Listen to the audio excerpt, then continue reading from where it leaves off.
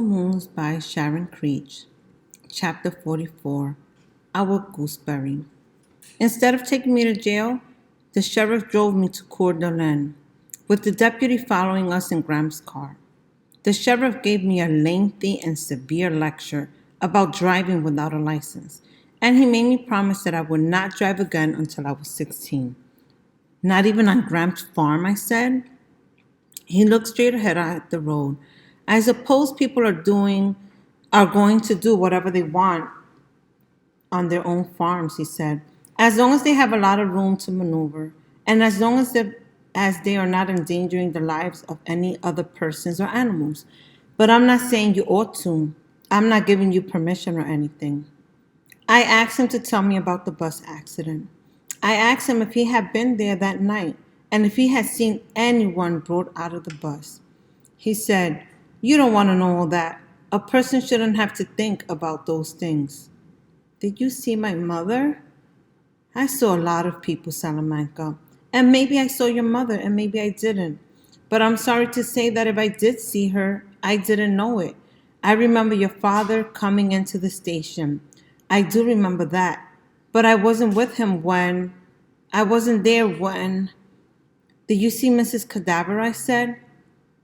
How do you know about Mrs. Cadaver? He said. Of course I saw Mrs. Cadaver. Everyone saw Mrs. Cadaver. 9 hours after that bus rolled over, as all those stretchers were being carried up the hill and everyone despairing, there was her hand coming up out of the window, and everyone was shouting because there it was, a moving hand. He glanced at me. I wish it had been your mother's hand. Mrs. Cadaver was sitting next to my mother, I said. Oh? They were strangers to each other when they got on that bus. But by the time they got off, 6 days later, they were friends. My mother told Mrs. Cadaver all about me and my father and our farm in Bybanks. She told Mrs. Cadaver about the fields and the blackberries and Moody Bloom and the chickens and the singing tree. I think that if she told Mrs. Cadaver all that, then my mother must have been missing us, don't you think? I'm sure of it, the sheriff said. And how do you know all this? So I explained to him how Mrs. Cadaver had told me all this on the day Phoebe's mother returned. Mrs. Cadaver told me about how my father visited her in the hospital in Lewiston after he had buried my mother. He came to see the only survivor from the bus crash. And when he learned that Mrs. Cadaver had been sitting next to my mother, they started talking about her. They talked for 6 hours. Mrs. Cadaver told me about her and my father writing to each other, and about how my father needed to get away from Bybanks for a while. I asked Mrs. Cadaver why my father hadn't told me about how he had met her, and she said he had tried, but I didn't want to hear it, and he didn't want to upset me. He thought I might dislike Margaret because she had survived and my mother had not. Do you love him? I had asked Mrs. Cadaver. Are you going to marry him? Goodness, she said. It's a little early for that.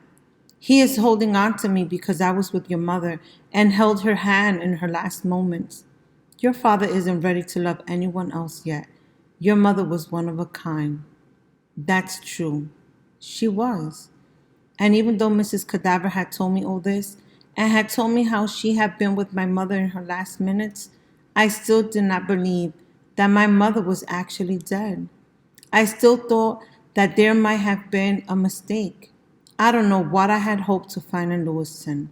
Maybe I expected that I would see her walking through a field, and I would call to her and she would say, "Oh, Salamanca, my left arm, and oh, Salamanca, take me home." I slept for the 50 miles into Coeur d'Alene, and when I awoke, I was sitting in the sheriff's car outside the hospital entrance. The sheriff was coming out of the hospital. He handed me an envelope and slid in beside me on the seat. In the envelope was a note from Grams, giving the name of the motel he was staying at.